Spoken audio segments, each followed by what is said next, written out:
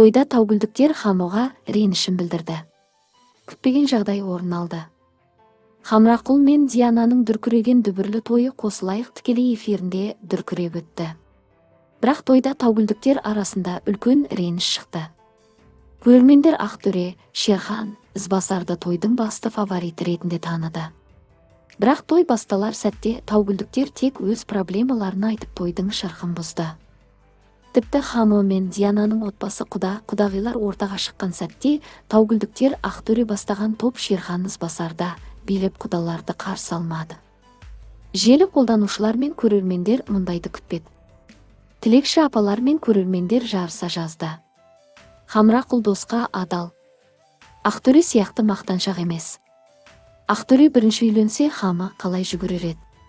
Ақтөренің мамасын апалап. Ақтөреде ондайда жоқ отыр бедірейіп. Ақтөре неге шықпадың Хамоның алдынан бір нанды бөліп жеген досың емес пе? Ақтөре Шерхан, Ізбасар бұрын жастық шақтарың жақсы достықпен өтті. Неге тойда дос болмасаңдар жолдас болып атсалысуға болады ғой.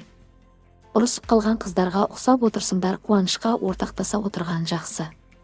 Хаманың мамасының нанын жегендер ғой, Хамрақұлдың отбасы жақсы.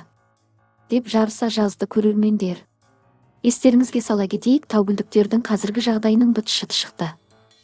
Екі жаққа кеткен Шерхан мен Ақбота, Ақтөре мен Әсем әлеуметтік желідегі парақшасында бір жайлы шындықты айтып, жағдайды ушықтырып жіберді.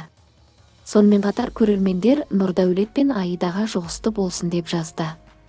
Бірақ кейбір көрермендер Аида қызымызды неге қыстырып жатсыңдар? Нұрдәулет пен Аида екі жаққа кетті, қайдағы той деп жазды Аида мен Нұрдәулеттің тілекші апалары. Хамрақұл мен Диананың тойы құтты болсын. Қосылайықта той көп болсын.